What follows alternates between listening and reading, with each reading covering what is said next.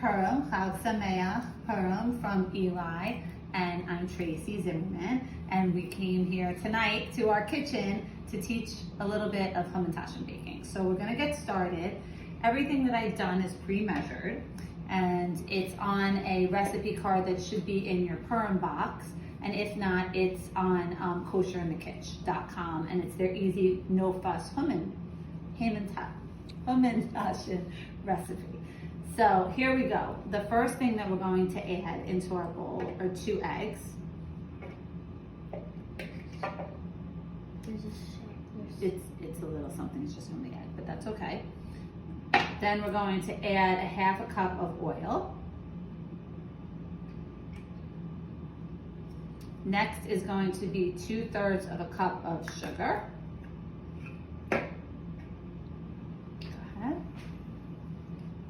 Next good. Next is going to be 1 teaspoon of vanilla. You want to hold this? Whoop, go ahead.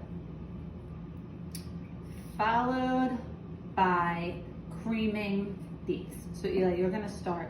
Creaming just means the sugar mixing in with the wet ingredients. So exactly. So the eggs will get mixed together. The next part of the recipe, when you get that going, is going to be the baking powder and the flour, which needs to both be added a little bit at a time. So something that you might want to do is a scooper, or you can just pour it a little bit at a time. So Eli, you keep mixing, and I'm just going to get a little baking powder, okay, and a little bit of flour. Whoop. Go ahead. And you're going to keep repeating the process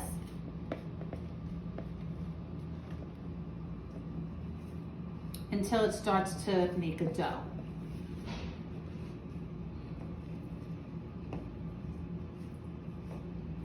Very good. And Eli's got it. You take it off the sides, you move it to the middle. Very good.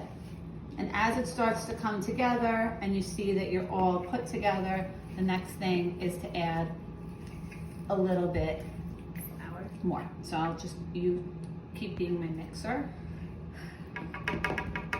Okay. A little bit more of the baking powder. Okay. And if your arms start to hurt, then I can take over. Or use your hands. Or use your hands, exactly. So the hands would be the next step as you continue. I'm just gonna take this for a second from him. No, come back. Hold up. Here comes more. So you can see it's starting to get a little creamier. Keep going. I want me to use my hands. You'll know. That's the other part of this. You will know when it's time to use your hands. Continue. Go ahead.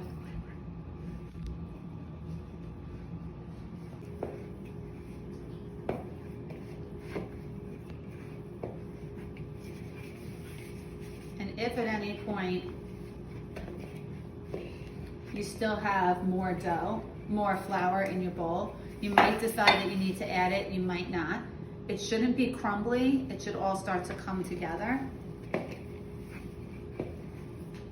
Because the next move is that you're going to roll it out. Is that good? Yep, that's great.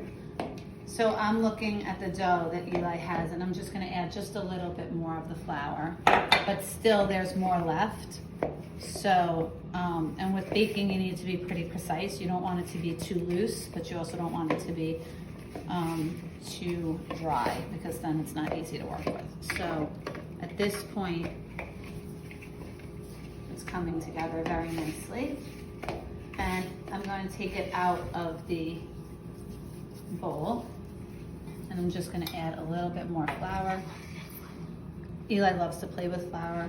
So if kids are helping you, this is a great recipe to do with them. Specifically, we chose this because of that. It has very few steps, very few ingredients, and is really just a good time for everyone to do together. So I'm gonna add just a little bit more for my kneading, okay? And then it's gonna be time to start to roll it out.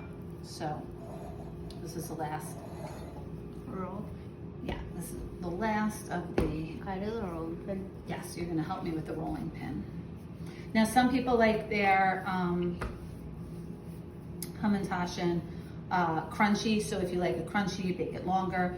If you like it just a little bit, I'm gonna borrow this for a second. If you like it a little bit on the softer side, 8 minutes is enough. You'll determine as you go. You'll see it in your oven.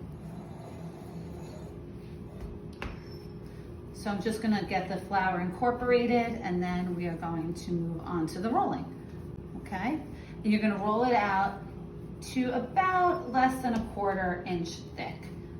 You don't want it too thick, you don't want it too thin. So Eli's gonna come over.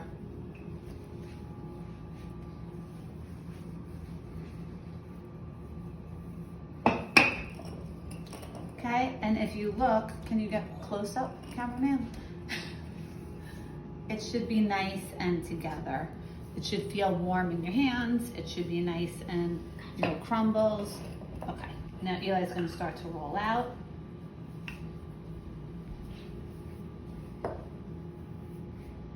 Good. Okay, hang on. I'm gonna move it like this, okay? Yeah, move it forward. Okay, good. Good. Now push this way. Great. Boop. Okay, so I think we're at a good place for thickness. Okay, and we're gonna use, Eli and I are gonna use this cup, okay, as our circles. So you're gonna go quite close to the edge and give it a good push and a turn. Good. Next, no, we're gonna keep going. Keep going. Good. And you're gonna keep going. Then after you do the first round, you'll take your excess dough and you'll repeat the process of rolling it out again. And you keep going and going until you finish out the dough. Good job, Eli. Then Eli and I are gonna show you, come over here where it's full, yeah. Eli and I are gonna stuff them, right? Mm-hmm. And you don't want to fill yours too much because then they explode and they'll open. So there is somewhat of an art to this. Okay.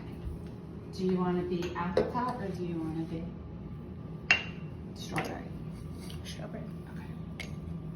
So we're going to pull off the excess. If you have more than one child who's helping you, this is a good time to give one child the job of adding the toppings while the other one rolls out more dough.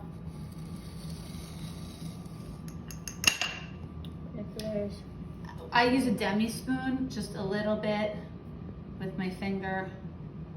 I fill it. Not too much, not too little. I'll do 3, Eli's gonna do 4. There's different ways of folding your Hamantashen. The way that I like to do it is I like to take my sides and I like to push them together so that when I pinch them, Perfect time, light. Perfect time. I close it and I seal it just like that. And there you have my first Hamantashen. Put them on the pan. You're gonna do the last because I want me did to do 4. the last? Yeah. Okay. And I'll do the last. And we're gonna do it in Are we the doing triangles? strawberry because that's my favorite. Yes, and now you're gonna fold up like Haman's hat. Okay, and you just keep repeating the process. And then we're gonna show you at the end. Alright, I forgot how to do it. Here, watch me on the next one. Ready? We're gonna show you how they come out. Okay, so you pull up the sides like mommy. Okay. Make one like the top of Haman's hat. Oh yeah, I remember. Right? Okay. Then you bring up the bottom and you pinch, pinch, pinch. Very good. And there you have another Haman's hat. I'm getting that more of like a palace. Here you go. Look, just pinch it some more. Okay. Some people put Hershey Kisses in the middle. That's also a nice way of doing it. but the kisses don't always melt. Nutella is a good one. Some people put brownie dough in the middle. I like very traditional Hamantashen, so Mom. look at that. Show Daddy. That's a beaut. Excellent. I'm gonna put that on. Keep going.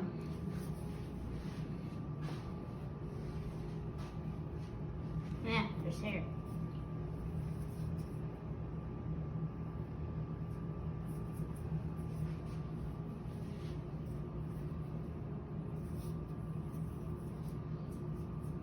I think this one had a little too much dough. That's okay. It's a little thick. Go ahead. Pinch.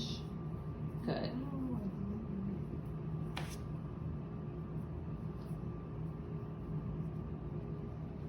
Okay.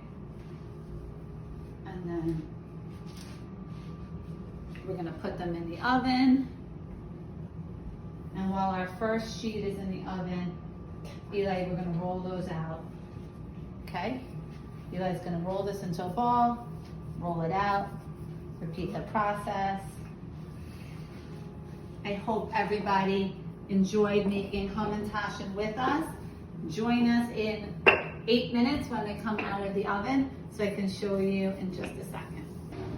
So we just took out our first batch of Hamantashen, and as you can see, the Haman's hats are perfectly done. I'm going to put them on my blue and white like Israel, my little cookie platter. I'm going to get my next out of the oven, and I hope that everybody enjoys their Hamantashen as much as I enjoyed ours. Good luck!